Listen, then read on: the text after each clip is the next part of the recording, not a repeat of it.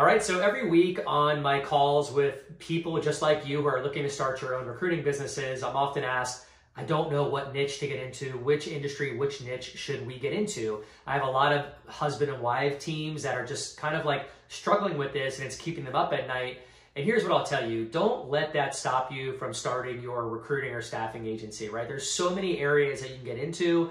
I believe that if there's an area like IT staffing, for example, which has been producing for 100 years, right? There's so many companies that need recruiters to help them fill those roles. Then why get away from that? If there's a company down the road from you that's making $20 million a year and doing IT recruiting, and you can work from home, bring your laptop and travel and get a sliver of that market share, and let's say you make $300,000 or $500,000 a year, that's not such a bad thing. It's a proven concept, so why get away from that? But here we go. Here are the top 3 niches that I would get into for 2023, and stick with me. I'm going to give you a 4th bonus one that I think is phenomenal as well that you probably haven't thought of, all right? So number 1 is the obvious, medical, right? Medical is an essential industry. It's not going anywhere. There's still a high demand for doctors and nurses and administrative staff, healthcare clinics and all these different centers like the IV ones down the road that I go to sometimes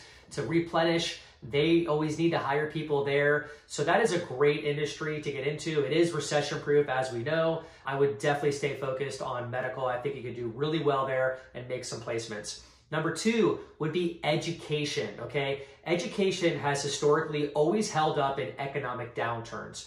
From K-12 up into college, professors, principals, administrative staff, again, are all needed right now in the educational space. So I would definitely look at education. Again, another essential industry. It's not going anywhere, recession proof. The 3rd one is renewable energy. I love renewable energy, guys. It's a hot topic nowadays. The reason I love it so much, it's so well backed by the government and government funding. So many of these companies that are in renewable energy have so much money to spend and grow their staff.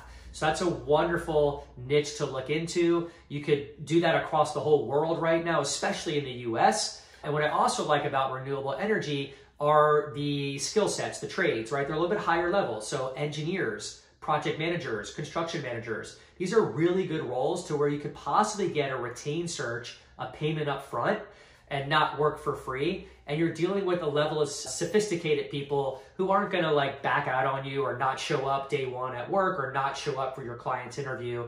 That's why I like renewable energy as well. Okay, and the 4th one, the bonus one that I want to mention to you is the insurance industry. Love it. One just actually fell onto my lap 2 months ago. I did an insurance placement for $15,000 direct hire. I got the check on day 1 before I found the candidate. What I've noticed is a lot of insurance brokers right now, small, medium, and large, are growing exponentially, and they need to hire customer care reps, farmers, hunters, even an admin staff. So that is an area to look into. That's not slowing down, and you can typically get retained search or direct hire or even engaged search fees set up there. So I hope that helps, guys. Again, recap, we got medical, we have education, renewable energy, the 4th one being the insurance industry. Let's get after it.